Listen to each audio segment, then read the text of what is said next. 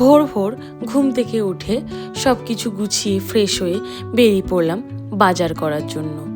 বাজারে গিয়ে সব কিছু সবজিপাতি বাজার করে নিয়ে আসলাম, আর সেগুলোই ধুয়ে গুছিয়ে রাখছিলেন।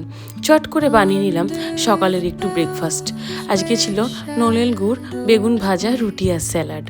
খেয়ে দিয়ে লেগে পড়লাম দুপুরের খাবার প্রিপারেশনের জন্য। অ্যাকচুয়ালি আমার সানডে বলে এরকম কোনো স্পেসিফিক অফ থাকে না, যেহেতু আমাদের 24/7 ডিউটি থাকে। তো আমাদের সপ্তাহের মাঝখানে যে কোনো দিন ছুটি থাকে, সেটা মানডেও হতে পারে, টুইসডেও হতে পারে, আবার কখনো সানডেও হতে পারে। সেই জন্য চেষ্টা করি ছুটির দিনগুলোতে সব কিছু গুছিয়ে রাখি, যাতে ডিউটির সময় তাড়াহুড়োতে হাতের সামনে সব কিছু খুঁজে পাই। এই রেসিপিটা আমার মায়ের থেকে ফোন করে শুনে নিয়ে আমি রেসিপিটা বানিয়ে নিলাম। আর এখন তো আমার রেসিপিগুলো সেরকম ফোন করে শুনতেও হয় না, এখন তো আমি নিজেই ম্যাক্সিমাম রান্নাবান্নাটা করে ফেলতে পারি।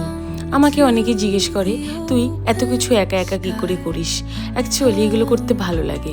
ছোটোবেলা থেকেই মাকে দেখেছি সব নিজে হাতে একা একা করে, তো সেইভাবেই চেষ্টা করেছি। অ্যাকচুয়ালি বাচ্চারা তো মাকে কপি করার চেষ্টা করে, আমিও সেম।